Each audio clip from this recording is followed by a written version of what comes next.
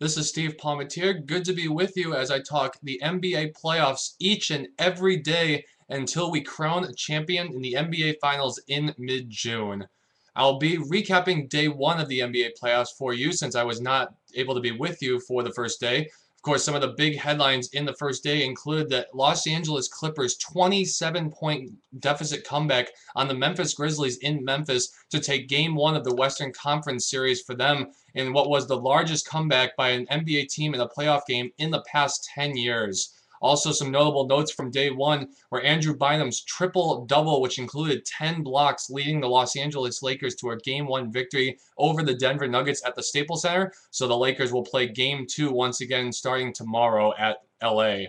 And also another notable event happened with Durant's buzzer beater, of course. Kevin Durant, the Oklahoma City Thunder forward, able to hit the buzzer beater against the Dallas Mavericks in Game 1 at home in a very dramatic, thrilling game between the Dallas Mavericks and Oklahoma City Thunder, a rematch of the Western Conference Finals from last season. And that series got off to a great start with Durant's one-handed floater right over Sean Marion, a very difficult shot with one hand, able to get the nice roll off the rim, and now the Thunder take a 1-0 lead.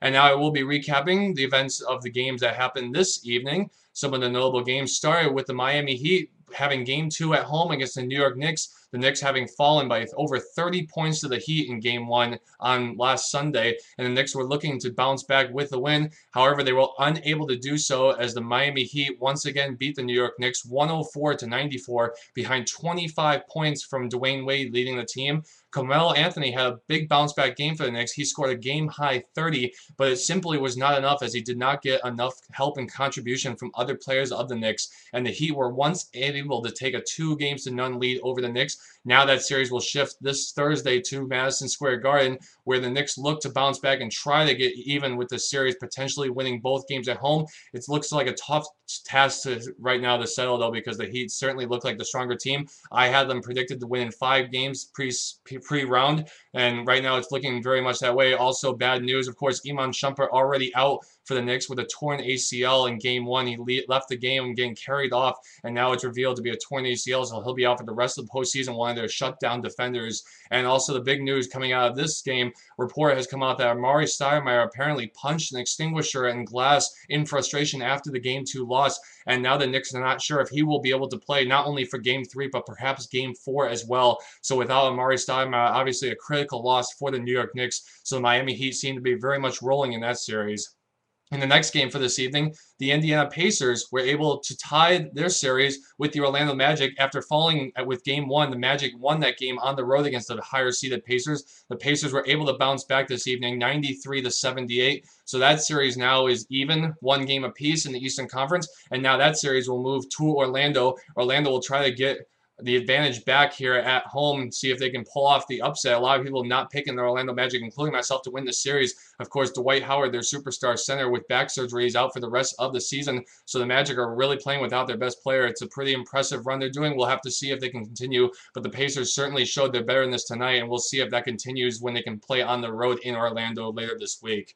And finally, the big game for this evening was Game 2 between the Dallas Mavericks and Oklahoma City Thunder. And once again, it was another thrilling game as the Thunder were able to squeak out a 102-99 victory over the Mavericks. Once again, Russell Westbrook led the way, 29 points for the Thunder, a great game for the point guard, and Durant added 26 points and 10 rebounds. Dirk Nowitzki had a game-high 31 points, but it was not enough, and the Thunder once again squeaked out a victory. They are now up 2-0. What's been the most exciting series so far in the NBA playoffs is I actually predicted the series to go 7 games in the rematch, as I was saying, of the Western Conference Finals. So it'll be interesting to see if that series can be evened out now as it heads to Dallas later this week, and see if the Mavericks, who have come very close to winning both these games in Oklahoma City, can even out that series and make it a series again.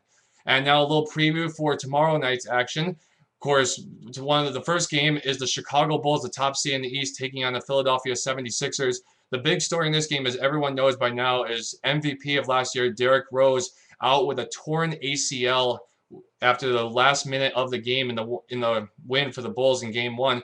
So no Rose for the rest of the postseason with the Bulls. And now the big question for Bulls fans, how far can this team go? Most people do not believe they're going to win a championship without Rose, especially if they face the Heat in the Eastern Conference Finals. But we'll see what the Bulls can do. A lot of people think they can still beat the 76ers, including myself. I do believe they will get past this round. But from there, it's going to be very interesting to see. But nonetheless, the Bulls will try to excite their fans a little bit, at least for their first game without Rose, to show really what they can be like maybe without him. So that game will be the first game tomorrow night. And right after that tip will be the Atlanta Hawks and Boston Celtics game 2.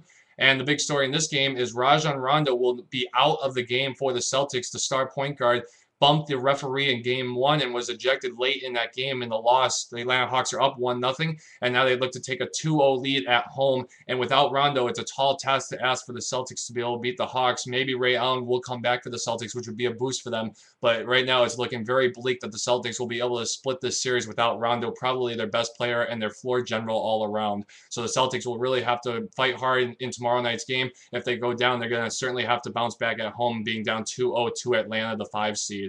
And the final game of the evening will be the 6th-seeded Denver Nuggets and the 3rd-seed Los Angeles Lakers. Of course, as I mentioned earlier, Andrew Bynum coming off his triple-double, including 10 blocks, tying a playoff high for ever, actually, and it was a great game by Bynum. Once again, the size was the big difference in Game 1.